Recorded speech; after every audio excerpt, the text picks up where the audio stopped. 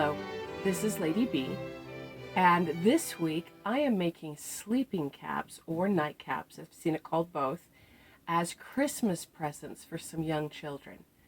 And I figured this could be a fun Christmas idea if anybody else wanted to give it a try. I have here an example of what they will sort of look like. It's a different fabric, but you basically have a triangle shape or a trumpet shape, and you have a tassel on the end, and then a cuff at the brim. I guess it's called, is it called a brim if there's no actual part sticking out? Well, whatever it's called, around the forehead. And so I have gone to the store and I have bought 2/3 of a yard or 24 inches of each of the children's favorite colors: red, turquoise, green, and orange. And I figure this isn't something I need a pattern for, and so perhaps this will give you ideas and you could follow along. It should be really simple. Wish me luck. We'll see what happens. So let's see, I'm going to start with the oldest, which is the red. And this fabric was 43 inches. And I'm going to want to fold it on that 43 inches. Now, technically I should have washed this first before doing this, but I didn't figure it would matter.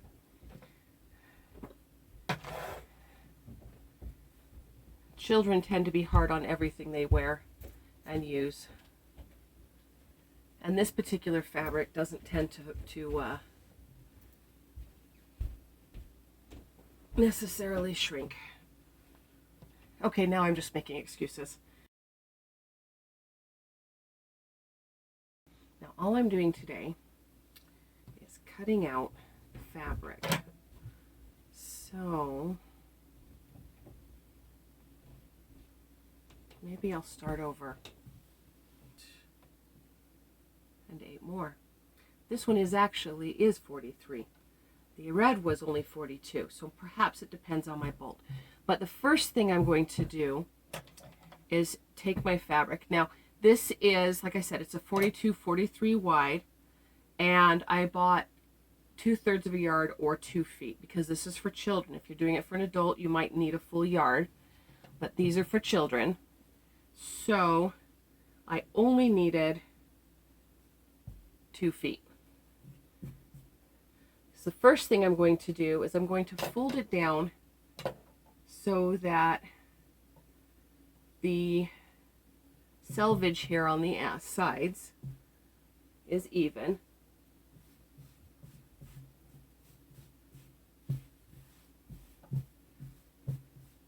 And this is a flannel. It's a really nice soft flannel. It's not the same on both sides. It has a straight weave on one side, and then on the other side it's been brushed, so it makes it really soft. And the first thing I need to do is I need to cut 8 inches off one end, including the selvage. That selvage will go into a seam and nobody will see it. So I want to measure 8 inches, and I'm going to mark it, and this is a fabric pencil. It's a dress marking pencil, water-soluble dress marking pencil. The advantage of using this over the markers I have is that when you put this through the wash, this just washes right out. It doesn't stick around, so I can draw on this and make lines on it, and it doesn't matter, no one will see them. So I'm going to be using it to pattern directly on my fabric, and we'll just draw it right on the fabric. And you might notice I'm trying to touch this fabric as little as possible. Yes, this is blue. Yes, I am allergic to blue dyes. But when their favorite color is turquoise, what else can you do? So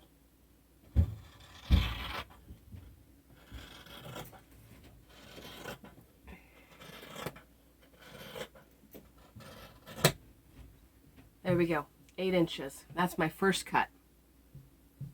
Now, my second thing I need to mark is I'm going to use the remaining length of this. And I'm going to measure down 2 inches here and mark it. And then I'm going to take the circumference of the head and add a little bit. Now, in this case, it is 21 inches. I want to add at least a ½ inch of that for a seam allowance, if not 3/4.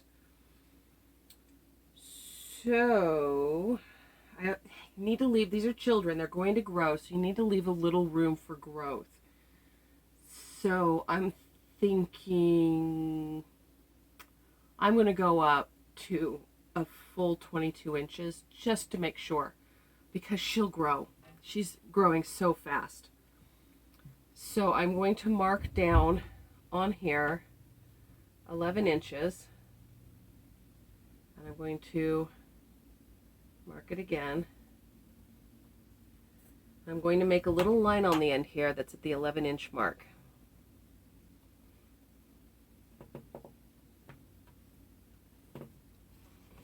And then I am going to take my ruler, and my full width is just about 36 inches here. So I'm going to find out where that intersects from there to there and draw a line.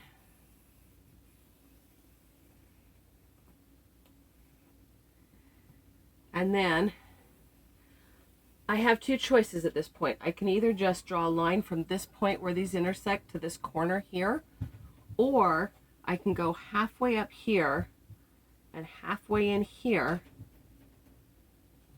and draw another line.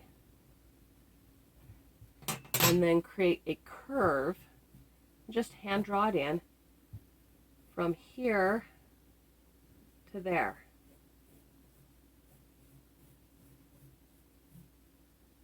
And it doesn't have to be pretty, it doesn't have to be precise. This is one of those things that's really hard to mess up.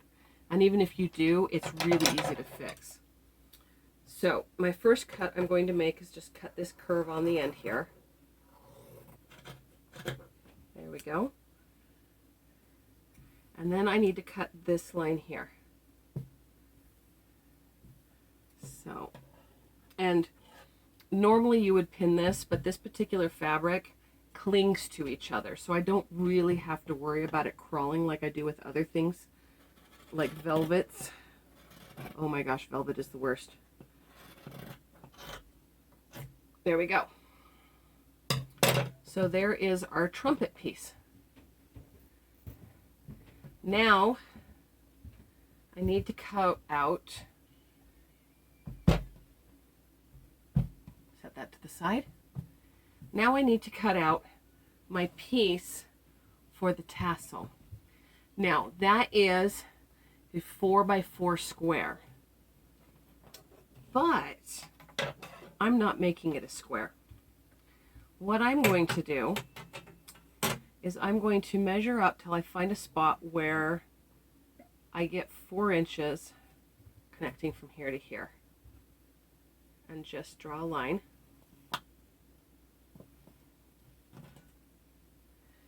And then I'm going to measure 2 4-inch sections. So to here and to 8 to 12, 12 to 16. And do that again.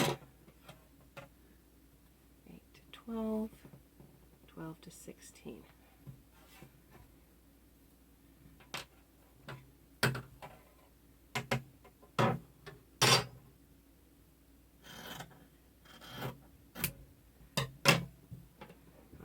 right. So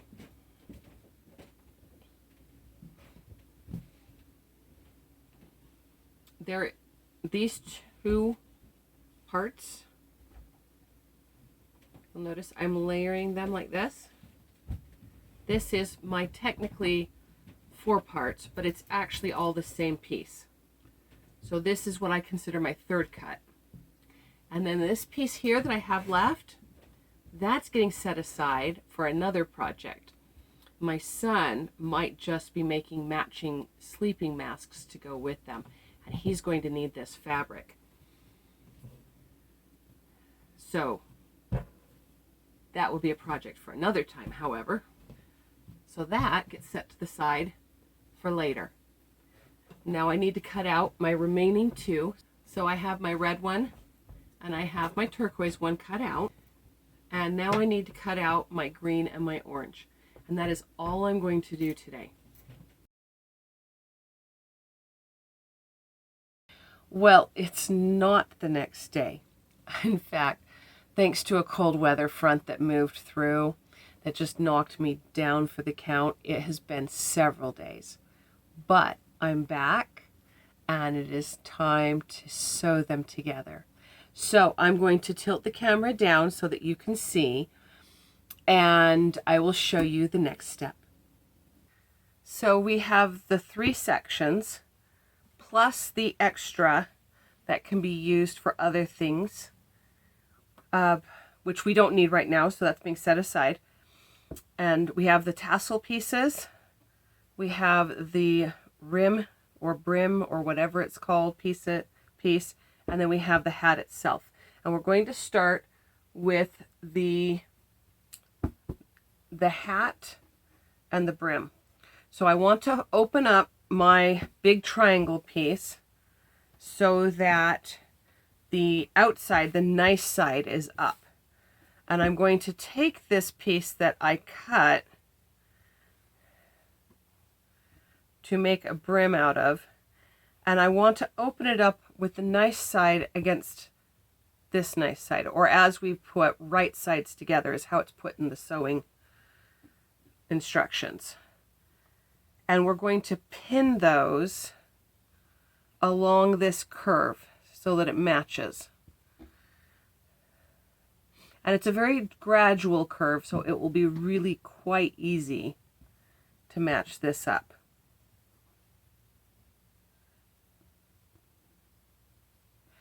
And I'm putting the pins in this way because when I run it on the sewing machine, it's going to go down this way, and that will put the heads of the pins on my right to make it easy to pull them out. So I'm starting with dropping a pin in the very center and then placing a pin about every 2 to 3 inches. All right, and now I need my sewing machine. Okay, so I have set up my sewing machine. This is my Singer Merit 8834. It was a graduation present from my mother when I graduated high school. And it's my go-to. It can't do the really, really heavy fabrics like my denim machine can, which I inherited from her, but it does most things, and I think it will work for this. And it's reliable. That's what I love about it. These old Singers are so reliable. So I have this piece that needs to be sewn, and I have threaded my machine, but before I sew that, I want to take this scrap fabric that I had left over, and I have put it right sides together, just like what I'm going to sew here. And I'm going to test my tension and the length of my stitch to see what I like before I ever start sewing. So that looks better. I think that's what I want. Let me hold that up so you can see.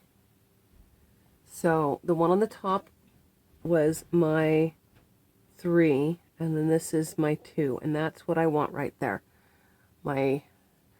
If I try to pull it open, you can see that it's a nice solid stitch, but it's not tight enough that it's going to make the fabric pucker.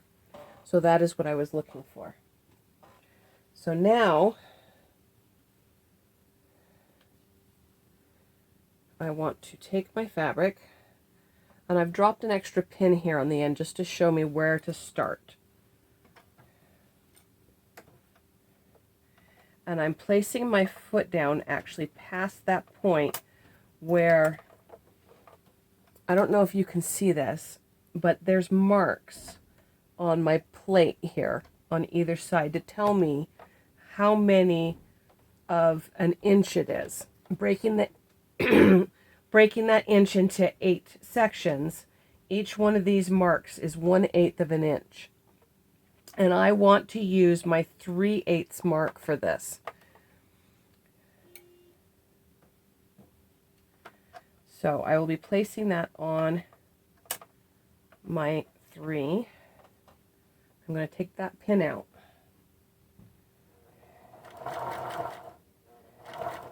Now that I'm definitely on the fabric, I'm going to reverse it. In my machine, I just push a button and it reverses. But what it will do will depend on your machine. Now, you remove the pins, of course, before you get to them, so you don't break a needle or a pin. I've done both. And I'm just going to do a single stitch on this, and that's it. So now, and this is not absolutely necessary, but it's something I like to do, I'm going to go back to the beginning, and I'm going to do a reinforcing zigzag.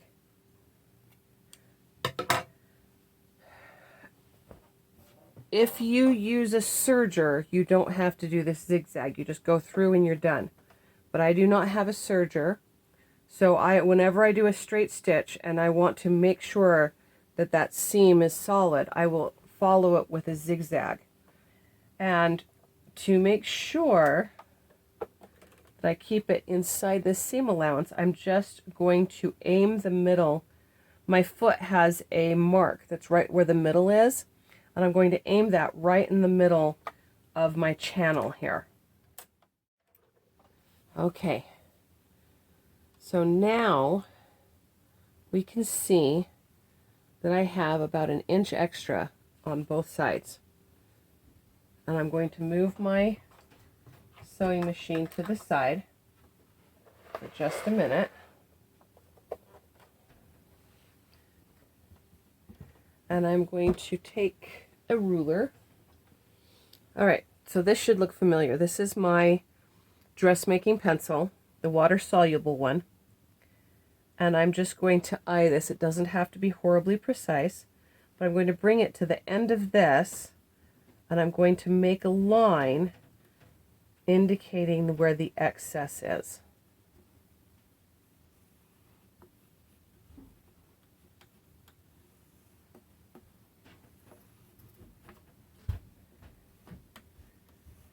You can see that. I don't know how well that will show up. And then I'm going to cut that off. And you'll notice, let me show you this. You'll notice that I'm cutting it straight. My line is straight, where this is not. And that's because I'm not following this line. I'm making a cuff that will be the same width. All right, so that is done. So my next step is my tassels. And those are right here. So once again, I want to have right side out, my nice soft fabric that's going to be to the outside. And I have stacked these, all of them with right side out, in a way that the larger ones are in back and then the smaller ones are in front, and they're crisscrossing each other. Now, I don't know if I'm going to keep this pattern, but we'll find out. Now, these will match up to the very top, and I'm going to place this right side down, and all of these have right side up. They're stacked on top of each other with the right side, right side, right side, right side. So those now go upside down on this. And again, I'm going to pin that in place. Now, this is considerably thicker than down there. Very, very much thicker. And that means once I've pinned this, I have to test my tension again. So you can see how that looks with the tension of 4 sewn across, doubled back beginning and end. Now I'm going to do a zigzag stitch again, just like last time. All right, so there's my end. And when I fold it open, it looks like that, which is what I wanted. So now the next step is I need to fold this up, and I'm going to do one long seam along the entire length from this point. I'm not going to sew up the tassels, just from this point where it's sewn together all the way down this to here. So I need to fold this in half with both right sides together. I'm going to start by matching up these 2 seams so that the seam folds to the inside of the hat. Again, I want this seam folded. There we go. There we go. I want the seam folded so that this folds to the inside of the cap, not to the tassels. And we match that seam up. And that's pinned. All right. So once again, I want to do a 3/8 seam. All right. One long seam. So now I'm going to do my reinforcing stitch. Same thing as before. The last thing I have to do is I'm going to take my edge here with my brim, and I'm going to fold it in so that it is 3/8 past my seam here. So for this, I'm going to use this little tool. What this is this is a hem sewing gauge for hemming. And I can set this, has this little purple slide thing, and I can set this at wherever it is I want it to measure to. So I place this right here against this. This is where that is folded in, and then I bring this to it. Even that out. Make sure my seams match. And drop a pin. And I'm going to do that again every 3 inches. I pull that tight, fold that to the inside, place that against it, and then bring the fold up to my gauge. And once that's in the right place and is nice and smooth, I put a pin in. So there it is. Now I actually messed up. I should have put the pins in the other direction. Okay, so now this comes off. And that's so I can get this right in here. So obviously I cannot see the marks but that is okay, because what I have here is I have a 3/8 passed, a folded 3/8 seam, and I actually want to sew 2 lines on either side of that so that I catch both the folded part and past the folded part. Now, the reason I can do this is because when I trimmed that piece for this cap, you noticed earlier I cut it off of the edge of the fabric. So I have this selvage here. This is not going to unravel. I do not have to reinforce it. I don't have to worry about it coming apart. All I need to do is make a nice sturdy seam for this cap at this point.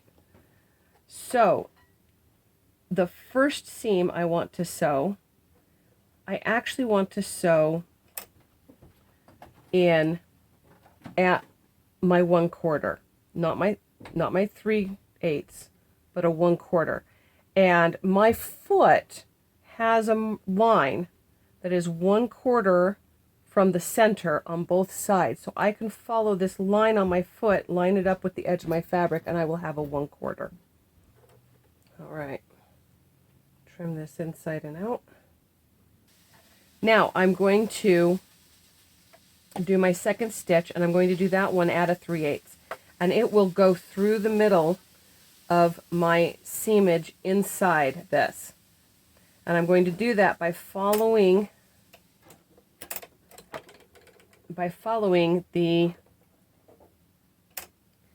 my stitch I've already made is going to be just to the left of my foot.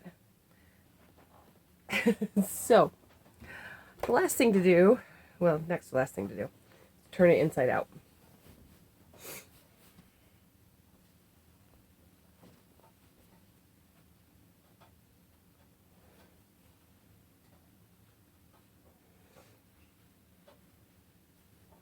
So get my hand up there as far as it will go, and then start stuffing it into my hand. So I can then grab it, pull it the other way. There we go. And there's our tassel. And you can see now I have this really nice edged rim here. And it looks nice here. And then we just fold that over for the rim. And then the last thing to do is to cut my actual fringes on my tassel. So for this, I'm going to peel these open. So I only do one at a time, because I don't want them to be the exact same on every one. And I'm just going to cut strips.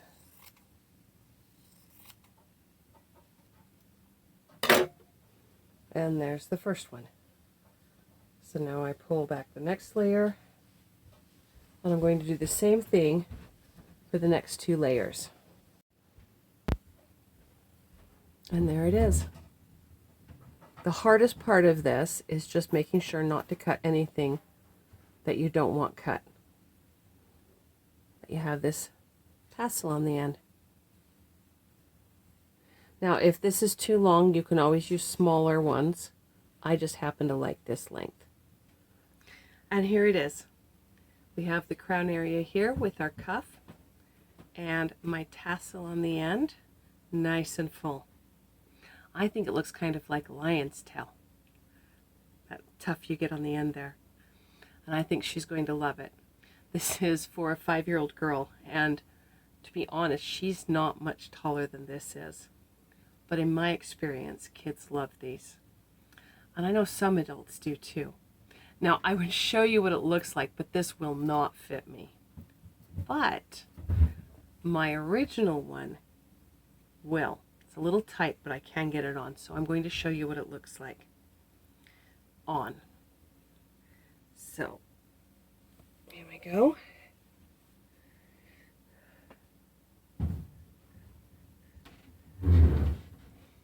And there we go. Sleeping cap with our little tassel on the end. This one is only 1 inch longer. I know it looks a lot larger, but it really isn't. It's just 1 inch longer. The others are the exact same length. This particular bolt of fabric was just an inch wider than the others.